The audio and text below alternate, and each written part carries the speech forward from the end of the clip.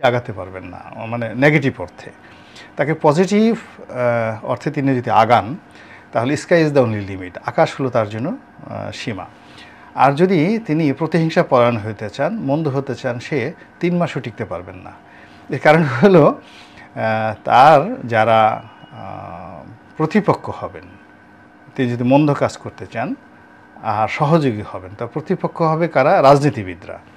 তো এই রাজনীতিবিদদের সঙ্গে তিনি তো শিশু স্টিল, যারা আমাদের দেশে পলিটিক্স করেন। Doctor Yunus is a famous and eminent economist, কিন্তু in the field of politics he is just infant, নবজাতক শিশু। ফলে তিনি যখন রাজনীতিবিদদের সঙ্গে ফাইটে আসবেন তিনি টিকবেন না, এক। 2 নম্বর হলো যে রাজনীতিবিদ যারা রাষ্ট্র চালিয়েছেন তারা এই আমলাদেরকে কীভাবে রাখতে হয় এটা ভালো জানেন, কিন্তু ডক্টর ইউনূস সেটা জানেন না। ডক্টর ইউনূস প্রাইভেট এন্টারপ্রেনার, যেখানে তার বক্তব্যর বাইরে তিনি গ্রামীণ ফোন চালিয়েছেন, ওখানে প্রাইভেট কোম্পানিগুলোতে মালিকের কথায় সমস্ত কিছু হয়, কিন্তু সরকারি অফিসগুলোতে মন্ত্রীর কথায়, প্রধানমন্ত্রীর কথায় কোনো কিছু হয় না। এখানে হায়েস্ট প্রধানমন্ত্রী বা মন্ত্রী যে ডিজায়ারগুলো করেন 10 to 15% যদি সাকসেসফুল হয় মানে এটা সবচেয়ে একটা ভালো সরকার বলা হয়। আমলারা 85% সিদ্ধান্ত নিজেদের ইচ্ছা মতো নেয়। এমনকি এই যে আন্দোলনের সময় যে গোলাগুলি হয়েছে 15% সর্বোচ্চ ছিল পলিটিক্যাল ডিজায়ার, আর 85% যে ডিজায়ারগুলো হয়েছে এগুলো মাঠে যারা ছিল আমলা কামলা পুলিশ আর্মি তাদের ইচ্ছা বাস্তবায়িত হয়েছে।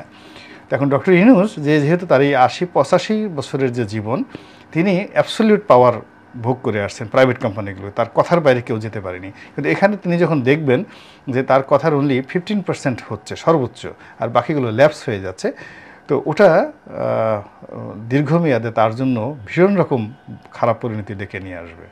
না, প্রথমত যে আমার ডিজায়ার অ্যান্ড ড্রিম সেটা হলো এই সরকার একটা ইতিহাস তৈরি করুক এবং বাংলাদেশে যেন তারা অমরত্ব লাভ করে। ডিজায়ার এবং ড্রিম এই কারণে যে এই সরকার আসার পেছনে দেশের 18 কোটি মানুষের যে শ্রম, তাদের যে দোয়া এবং তাদের যে কর্মযজ্ঞ, তাদের মধ্যে আমিও একজন।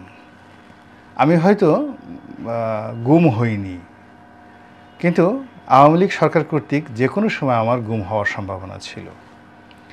আমাকে হয়তো ঠিক ওইভাবে গুলি করে মারেনি, কিন্তু আমার গাড়িটা ভেঙে দেওয়া হয়েছে, আমার বাড়িটা গুঁড়িয়ে দেওয়া হয়েছে। তো এই যে আমার বাড়ি গুঁড়িয়ে দেওয়া হলো, পৈতৃক বাড়িটা গুঁড়িয়ে দেওয়া হলো, আমার মানে ঢাকা শহরের যে কটা আকর্ষণীয় গাড়ি আছে তার মধ্যে আমার গাড়িটা অন্যতম আকর্ষণীয় গাড়ি, সেই গাড়িটি ভেঙে চুরমার করে দেওয়া হলো। অপরাধ কি? আমি আওয়ামী লীগের দুঃশাসনের বিরুদ্ধে কথা বলে আসছি। তো এরকম আমার মতো যারা যারা এভাবে কথা বলেছেন, জীবন দিয়েছেন, রক্ত দিয়েছেন, জেল জুলুম হুলিয়া, তাদের ফসল এই সরকার। ফলে সর্বোচ্চ যাকে বলে দোয়া আশীর্বাদ এই সরকারের সফলতার জন্য।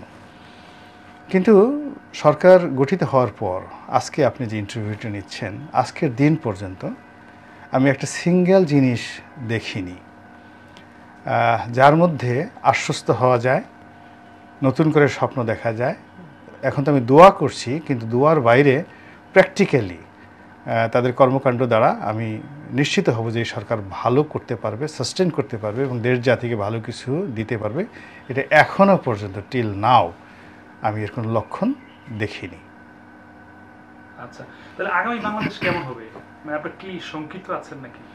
না, এটা এখনও যথেষ্ট সময় আছে। এর কারণ হলো যারা আছেন সরকারে তারা সবাই স্ব পেশায় যাকে বলা হয় অত্যন্ত প্রাজ্ঞ, অভিজ্ঞ।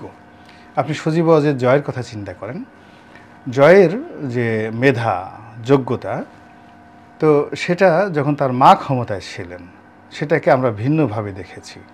তিনি তখন খালেদা জিয়াকে গালাগাল করেছেন, তারেক রহমানকে গালাগাল করেছেন, বিএনপিকে গালাগাল করেছেন, কিন্তু যেই মুহূর্তে তার মা মাথার উপর থেকে চলে গেছেন এবং তিনি স্বাধীন হয়েছেন, তখন তিনি বুঝতে পেরেছেন যে তারেক রহমানের সাথে তার বন্ধুত্ব দরকার।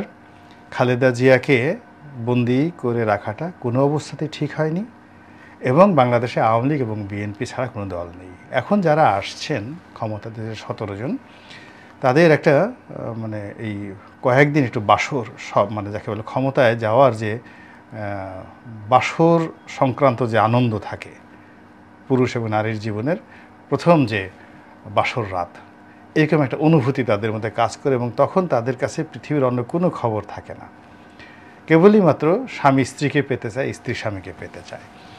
এখন এই মানুষগুলো যারা গেছেন তারা মোরলে সবাই বিভিন্ন সময় অবহেলিত, নির্যাতিত এবং তাদের মনে সরকারের বিরুদ্ধে অনেক অনেক ক্ষোভ। তো যেই মুহূর্তে তারা এই ক্ষমতার চেয়ারে বসেছেন সঙ্গে সঙ্গে ওইটা রিভার্স হয়ে গেছে এবং এই যে তাদের অতীতের যে আওয়ামী লীগের দ্বারা ক্ষতিগ্রস্ত হয়েছেন, মারাত্মকভাবে ক্ষতিগ্রস্ত হয়েছেন, অপমানিত হয়েছেন, লাঞ্ছিত হয়েছেন, আদিলুর রহমান থেকে শুরু করে আসিফ নজরুল, রেজওয়ানা, এরপরে ডক্টর মোহাম্মদ ইউনূস, সবাই কিন্তু ক্ষতিগ্রস্ত হয়েছেন। এমনকি এই যে ফরিদা আপা, মানে যেটা ওনার ওয়াইফ, যেটা আমাদের ফরহাদ মাজাহারের ওয়াইফ, ওনারাও কিন্তু ক্ষতিগ্রস্ত হয়েছেন। ফরহাদ মাজাহারের উপর যে নির্যাতন হয়েছে বাংলাদেশে এটা কল্পনাই করা যায় না। তো যাই হোক, এই মানুষগুলো এই যখন 3-4 দিন 5-6 দিন চলে যাবে, 1 সপ্তাহ চলে যাবে, তখন আমি মনে করি যে তারা রিয়েলিটিটা বুঝতে পারবে যে আসলে তাদের কি করা উচিত, কাদের পরামর্শ নেওয়া উচিত, কাদের পরামর্শ নেওয়া উচিত না, কাদেরকে রাখা উচিত, কাদেরকে রাখা উচিত নয়।